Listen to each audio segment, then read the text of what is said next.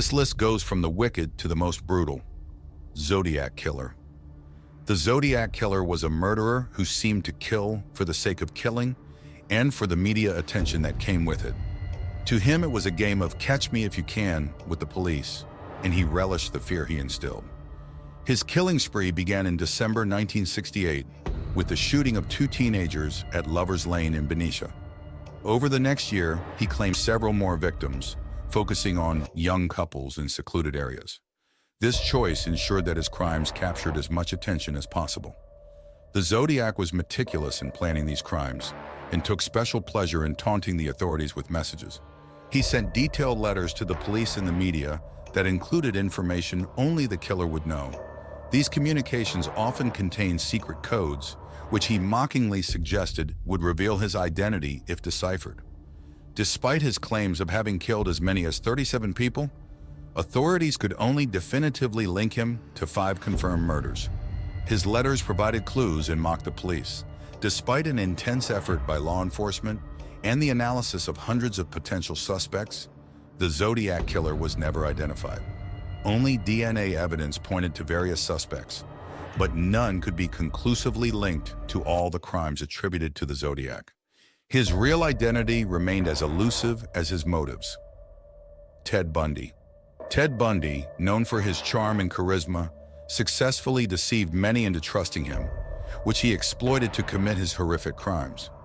This facade of being a nice, approachable person was a tactic he used to approach potential victims without raising suspicions.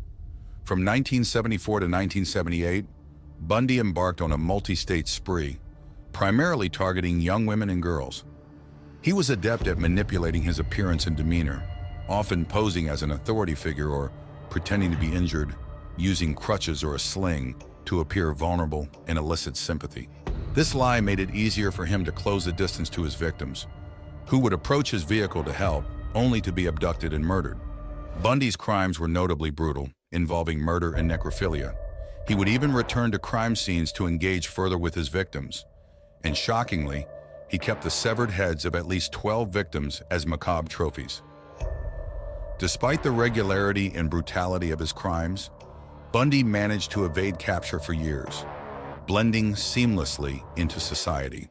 He held a job, dated, and did not exhibit social awkwardness, which helped him maintain the appearance of a normal, harmless individual. His ability to maintain this double life came to an end when he was finally caught and tried in Florida. During his trial, Bundy took on the role of his lawyer and tried to paint himself as a victim of pornography in a dysfunctional family. However, the evidence against him was overwhelming. He was convicted and ultimately sentenced to death. The Killer Clown.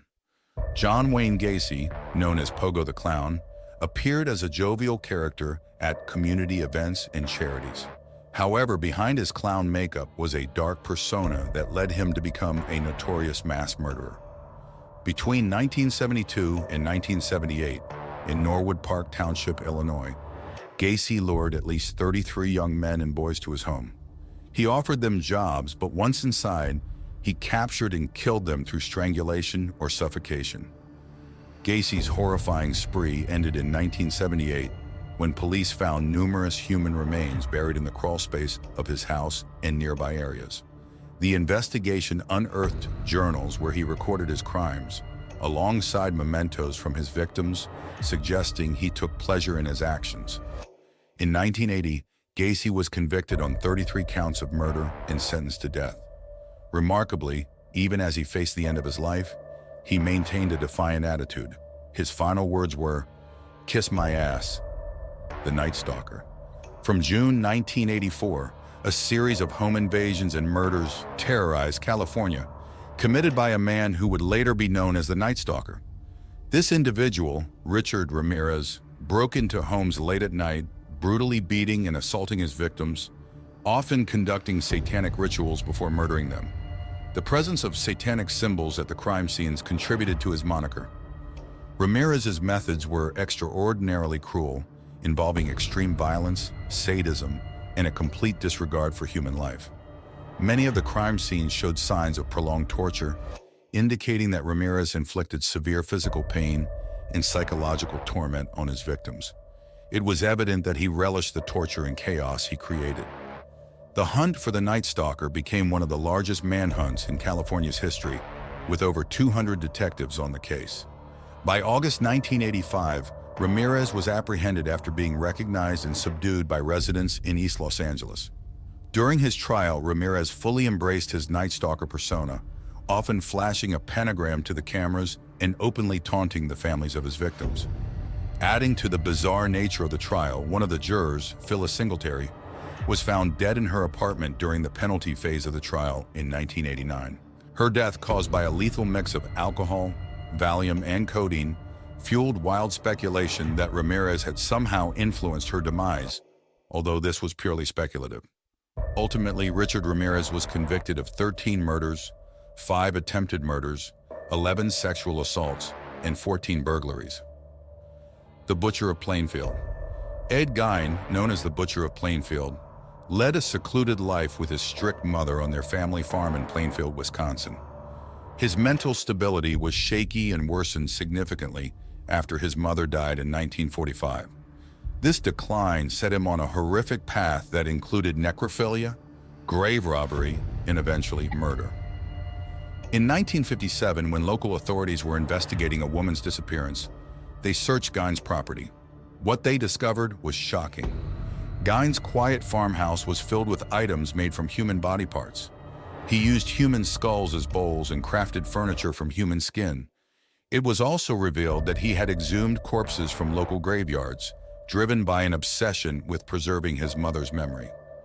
This obsession led to the brutal murders of 2 women, whose mutilated and dismembered bodies were found on his farm. Gein was diagnosed with paranoid schizophrenia and deemed legally insane. Despite this, the sheer horror of his crimes resonated deeply, inspiring horror films such as Psycho and the Texas Chainsaw Massacre. Jack the Ripper. Jack the Ripper, known for his precise and almost surgeon-like cuts, claimed 5 victims in 1888 in the poor Whitechapel district of London. Unlike other serial killers with higher death tolls, Jack the Ripper did something extraordinary. His victims were older prostitutes who were likely unaware that their payment for services would also be their death sentence.